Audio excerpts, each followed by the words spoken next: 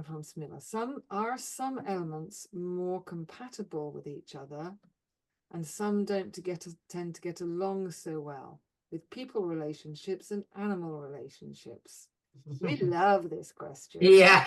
I clarify for those who are new to us, is we're talking about the 5 elements theory, which is a part of the traditional Chinese medicine. Okay, so we're not going to go into that more than that right now, but it's part of what we use for helping to understand health and character and how best to provide an animal what it needs. So, yes, Naomi. Okay. So the concept of 5 elements is, it's dynamic. It's true that each person or each animal has their root element. Okay, it's kind of like the zodiac sign you're born with, you have your root element.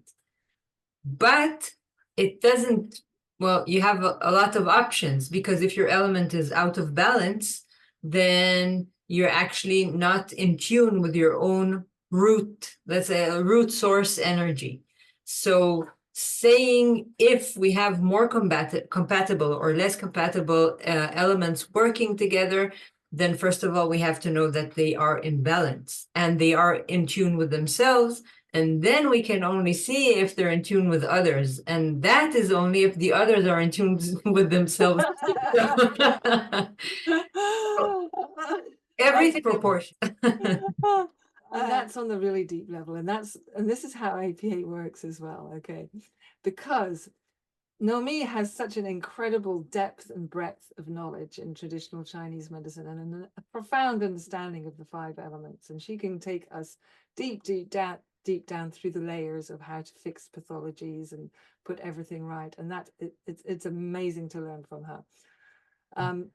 And there's a more simplistic level that we start at in the first certificate course, where we're just kind of looking at the basics without considering is it in balance or out of balance when it comes to compatibility, let's say. So like on the sort of the simple flat theory, let's say, before it becomes alive and on an animal that might have, or a person that might have imbalances, and it becomes more multifaceted, multi-layered. Then on the simplistic level, I'm going to say yes, absolutely. Fire and is going to probably more likely to be slightly irritated by earth, for instance. Wood and earth, wood wants to go off adventuring and climbing hills, and earth wants to stay home, sit on the sofa. So on that level, water needs a lot of space to itself and really doesn't want to be interfered with too much. And fire is like, come on, we've got to go play, we've got to go do things, give me attention. And water's like, oh my God.